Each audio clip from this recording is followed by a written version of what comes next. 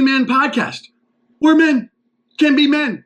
In this episode, we are going over the following headline from the State of American Men 2025 study done by a company called Equimundo. And the headline number one is this: economic anxiety is at the forefront of men's worries. What do you mean by economic anxiety? All right, I'm going to spend some time on this because it's important.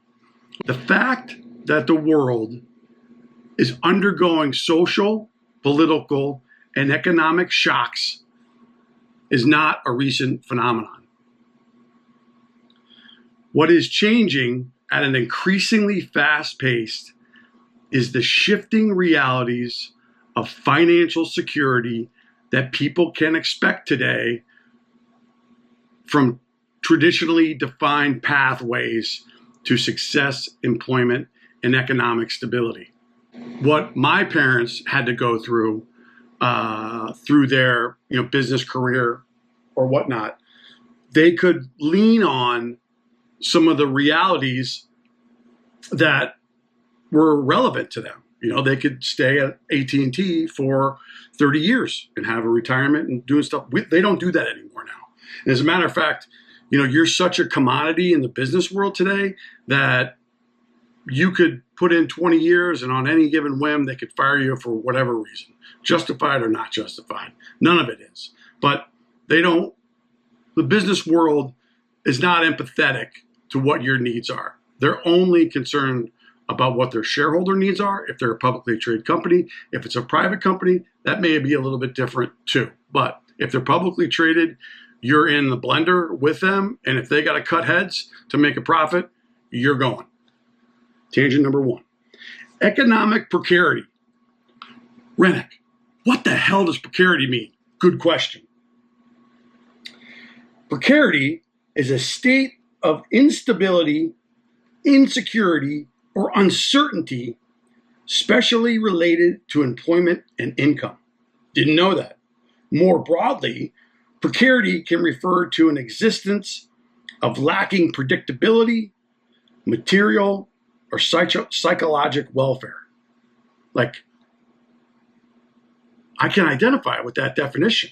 Economic precarity refers to a state of insecure or unstable economic conditions, characterized by a lack of job security, stable income, and social safety nets. It signifies a situation where individuals face financial instability and struggle with the challenges of meeting basic needs and planning for the future. Precarity manifests not merely as an economic uncertainty, but as a condition that fundamentally disrupts social identities and a sense of future possibility. This disruption particularly affects men whose masculinity has historically been anchored in the provider role. Okay, so this is hitting men differently, this sense of uncertainty. And I wasn't fully aware of this for a long period of time. The intersection of economic precarity and masculinity creates a complex terrain where traditional notions of male identity, being a provider, confront increasingly unstable economic realities. Additionally, this is all in the foreground of the global gender gap that women face on a daily basis. Men are really starting to question how much they're wrapped up, how much their worth is wrapped up in what they're able to provide and what they're able to offer, a family that they've willingly decided to go in on, right? And so this whole dynamic of economic anxiety is making us question, oh my God, if I can't do that, am I not meeting my traditional male role model of being a good provider? I must be really bad. And what happens if they had a job making six figures and they got fired and they had to go do a job that was only paying $75,000? Is the family ready to make adjustments on that? Or is your partner going to go to work, right? So these are causing dudes to hang out in the room and do nothing but play Warzone. Men in the US and around the world feel that their main identity is as a provider. Thus, a sense of economic instability cuts to the heart of their sense of self and even their self-esteem, right? Which is just what I was saying. Like, it cuts deeper. That's an embedded deal that we've had, the Gen X folks and even younger than us have had in our system for a long, long period of time. We are identified by what we provide. I am not a man if I'm not able to provide that and more. And my value as a man is only defined as that. Okay? So what we're going to do now is we're going to go over some of the stats that they uncovered in this survey. And it might be a little boring, but I'm going to try to slow down so that I can really emphasize what this research is telling us and hopefully telling you. All right. So here's one of the questions that they asked. In my opinion, being a man is providing for my family. Definitions of manhood have expanded, but men are expected first and foremost to be providers. Isn't that interesting? Because I know when I was the sole provider and my wife was a caretaker, I did laundry. I, gave baths. I read bedtime stories. I was a partner in the caregiving endeavor. And, that was just something I figured I had to do, right? And that was some of my expanded roles. But it also impacted me because if I was dedicated on really being financially successful, I might not have come home if I worked from home and work extra late to, get the bonus, get the extra sales commission, and not support, my wife in the caregiving duties. And I got tied up between the two, right? I couldn't exceed my expectations from a salary and a commission standpoint. And at the same time, too, I felt compelled to take my responsibility of being a caregiver and helping out in those worlds, which I really wanted to do. But it had a profound impact on me later on. And that's kind of where we're at, that's what's happening today. All right, let's keep going. I won't bother you again about this. In my opinion, being a man is 82% said being a friend. In my opinion, being a man is being strong. That's 82% of the men in this survey said that. In my opinion, being a man is 77% said managing conflict with communication. Okay. In my opinion, being a man is 76% giving advice. In my opinion, being a man is 72% fatherhood. In my opinion, being a man is 72% sharing care work and housework. 72% of the men in this survey said that they have to step up and share care work and housework. My dad never had to do that, So these are things that, as society has changed and gender roles for women have changed, they're asking for help, they're demanding it, and we're giving it to them.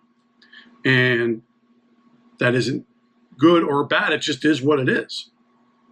But 72% of them have said that. 62% of the men who took the survey is being open with their emotions. Yeah, good luck. 59% of men who took the survey said being a man is having a salary job. 58% of men in the survey said that being a man is being in charge. 57% of the men in this survey said being a winner. What does that mean?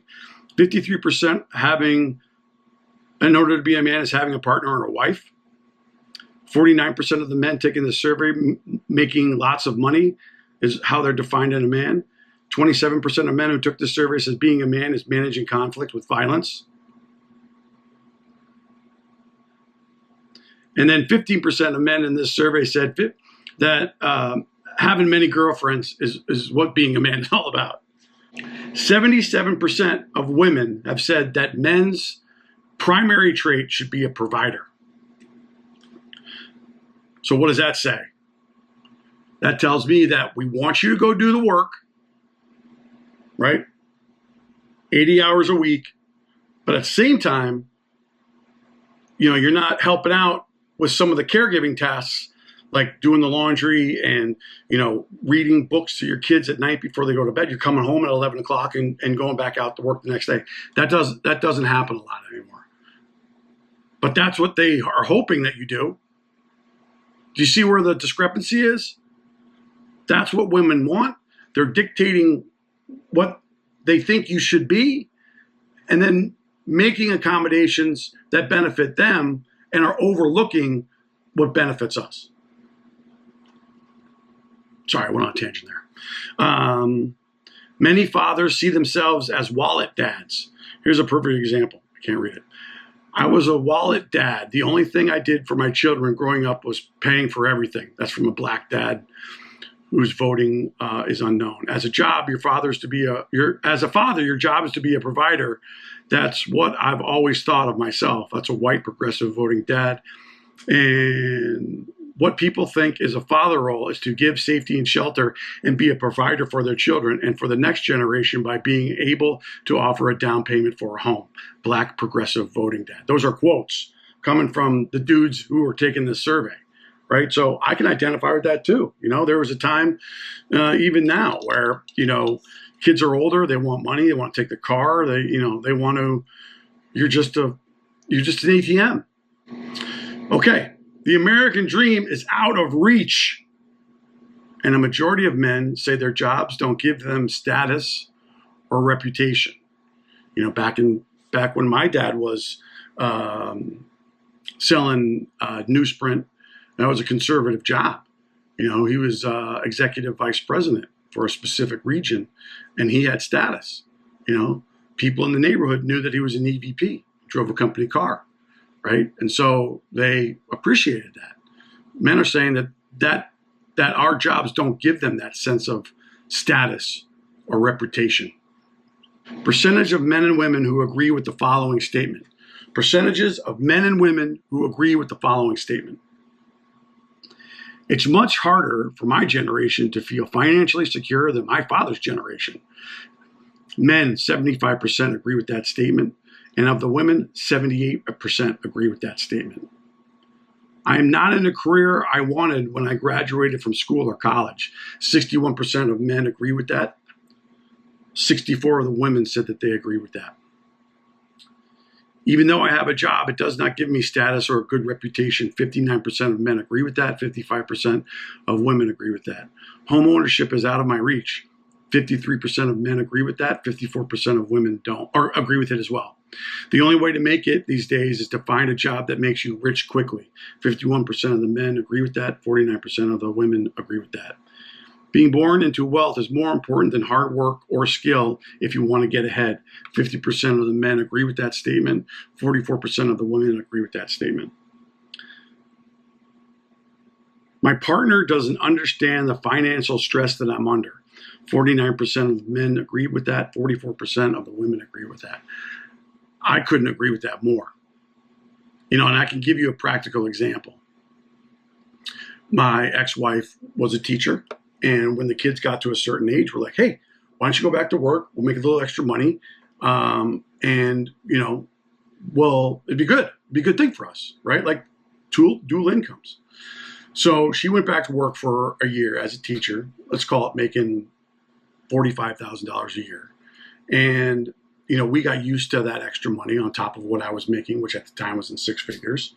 And what happened is towards the end of the school year, she's like, I don't want to do this anymore. I want to come home.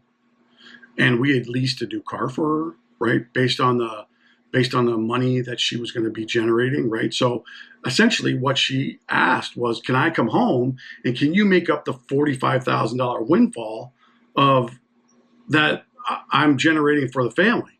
And at the time, I didn't know if I could, but I was like, of course, that's what men do, right? That's what guys do. We got to support our wives in that capacity. That's my job. Instead of saying, hey, we need to bring the car back. We can't afford the car anymore. We kept the car, increased our expenses, and we were still spending at that income level, but now were $40,000. So it threw me into a freaking tailspin. So much that how I got through it was just adding more credit card debt, just constantly making sure that whatever expectation, she had on me as far as providing, that I was able to deliver, even if it meant that I was racking up tens of thousands of dollars of debt. And yeah, dude, it was brutal. And I had a really hard time accepting that. Economic anxiety for men translate into a lack of meaning or purpose. Less career fulfillment, less purpose in life. For men 25 and older, the more they agree with the statement, I am not in a career I wanted when I graduated from school or college, the less likely they are to agree with life is full of meaning and purpose. So there's a direct correlation. I had a psychology major in college, and I went right into sales. Why? Because that's what my dad did. And I pursued a career in sales ever since. And I'm fucking miserable. I know I need to do something else. That's what I'm doing right now. This is what I want to do. And, but I got bills to pay. Like these types of careers don't take off overnight. They take time, a lot of time, sometimes up to 2 to 3 years. And I'm willing to put into that amount of work, but, is it fulfilling? The work that I did was not fulfilling and has never been fulfilling, and I only did it to be a provider. It's fucking sad. Economic worries are strongly linked to suicidal ideation. Men who face financial instability are 16.3 times greater, 16.3 times as likely to have suicidal thoughts in the past week. The link is the strongest with Asian men, then black men, then white, and then Hispanic men. Women who face financial instability are 7.3 times as likely to have suicidal thoughts in the past 2 weeks. Okay? So for men, the number doubles. For women, it's not as prevalent. It's prevalent, but not as prevalent as it is for men. The person that I was married to believed that I had a financial tree outside that we could just pick money from whenever we wanted. And it caused a lot of stress. A lot of stress. There's a type of dynamic where if we went groceries and spent $400 on groceries and the kids ate a whole pack of 24 granola bars in 2 days, instead of waiting for the next time we were going to go grocery shopping, she would go out and buy another 24 pack of granola bars. You know what I mean? Like, we didn't budget for that. They're going to have to wait and not have granola bars for, 12 days because they ate 24 of them in 2. That wasn't a lesson they were going to learn. And what did I say? Go ahead.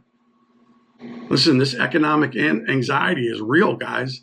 It's manifesting itself in so many other different ways that we've probably never considered before. And that's not including, our new woke female gender roles. I mean, that's not including any of that dynamic in here, right? And what it means and how all of that works. This is just social, economic anxiety. Anxiety, not stress, anxiety. This is causing some men to think about suicidal thoughts in the past 2 weeks. All right. And then last but not least, women and men are making difficult financial decisions to be caregivers. 80% of mothers and fathers have made work or finance-related changes to meet their caregiving needs. So they're willing to make less money to care for their children. 25% of mothers and fathers have refinanced their homes. 38% of mothers and fathers have changed their job to have more flexible hours or have stopped working. 49% of mothers and fathers have delayed major life decisions. Yet these difficulties and decisions and the sacrifices they entail do not all fall equally. 14% of mothers are more likely than fathers to stop working to meet their caregiving responsibilities. So there's a lot of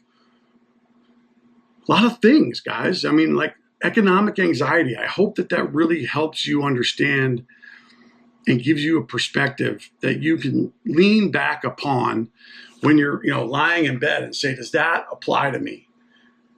Is my self-worth tied to the type of job I have? I had a situation where I had a peer friend of mine who is incredibly successful, very successful. $100 million? No, but successful, enough to be defined as a success. And what happened was he was in the midst of trying to find a new job, right? The old job that he got transitioned out of, so he was looking for a new job. So like for 5 to 6 months, he was unemployed, but he had the money to do what he needed to do. And one day I asked him if he would like to meet for coffee, and he said yeah. So we went and had coffee. He had gone through a very similar divorce that I've gone through, where my dynamic was incredibly challenging. Hurtful statements being made about me to my kids. So the concept of parent alienation became really vibrant and true. I could go on, but I don't want to go into a lot of detail because I don't want my kids to watch this. But pain. So much pain that his youngest son, who spent time with his mother, might not call him back for 2 weeks. So I came back outside and I sat down with him and he was crying. Like legitimately, like emotionally exhausted. I've been doing this same thing for 10 years and it's not going away. Okay? It's not going away. It fucking hurts. And I remember him saying this to me like it was yesterday. If I just had a job, this would all go away. And I was like, no, it won't go away. What I did when I got divorced is I got right into therapy and I started working on the areas where I knew I made major mistakes and needed to get help from, not to mention the emotional support I needed as well. I was a train wreck. And so his response was interesting because I suggested to him that maybe he should go connect with my therapist, right? Like you can kind of work through these scenarios because they don't go away. And I gave him the phone number, told my therapist about it, and he did what I believe 95% of the males today do, which is he never called. And he got into a senior level position and he dove in headfirst into his job so much that he was able to not think about the trauma that he was thinking about just during that coffee, right? And that's how men deal with emotional trauma, right? They put a lot of their self-worth into their job. And I'm not saying that that's a bad thing at all, because this person was incredibly successful and did an amazing job being there for his kids and being there for his previous job. But we don't like to face these things or even acknowledge that they're there. And when they are there, we aren't in enough pain, or we are willing to do what we need to do to postpone that pain so that we don't feel it now because it's too much and we'll feel it later. And so stuff, stuff, right? And ultimately, these types of scenarios that I just described with you and have described about myself, they create this stuffing mentality and this anxiety about how I view myself in the world today. And it's hard. It's really fucking hard. And like most of you know, men have not been taught how to share their emotions. You know this. I know this. I'm not telling anything that you don't know. Okay? You know this. But that doesn't mean that it's easier. And we can go on a completely different tangent. I'm not going to do that. But I wanted to share this first highlight with you. And hopefully you can identify with the meaning of economic anxiety. Because here it is. If you've been asking yourself why you're so stressed out or whatever, have you asked yourself, are you aware of the economic anxiety that you're in? Maybe you should. Maybe it's a new dynamic you haven't considered before. That's the purpose, I believe, of this State of American Men 2025 survey, is to give you a glimpse of the reality that we as men are experiencing at a given point in time. It's research. It's representative of the U.S. Okay? We have 7 more headlines that we're going to talk about that get into the weeds as well. So I hope you found this compelling. I hope you found this interesting. I hope you're asking yourself the question, why are men struggling today? Here's a good reason. There's a lot of economic anxiety in the workplace today. And what does that mean for men? Just described to us, right? We have a lot of our self-esteem built up into our financial ability to provide. But now that that's being shaky in a precarious economy, what does that mean? You know what I mean? What does that mean? What does that mean for me? How does that impact me? Does it? Are you sure? Anyway, I get fired up about it, if you couldn't tell. So we're going to move on to the next headline in our next episode. Butchie's hungry. I'm going to feed him in a second. It's okay, pal. The next headline we're going to go over is men's views about masculinity are becoming more restrictive. Oh, they are, Rennick? Yeah, well, according to the State of American Men 2025, it is. So do me a favor, do yourself a favor. Grab yourself a beverage, chill out, take a deep breath. It's going to be fine.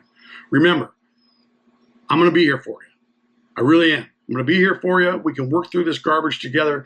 Consider joining our private male-only Discord server where men can be men and interact with other people, have discussions like topics like this. And we'll build our own community to support each other in dynamics just like this. That's my goal. It's my hope. I hope I can create a community of like-minded men who are willing to take a step into this direction. And if I could do that sooner rather than later, I'd be one happy ass man. All right. So I'll see you on the next one, and I'll see you in there. Have a great day, everybody.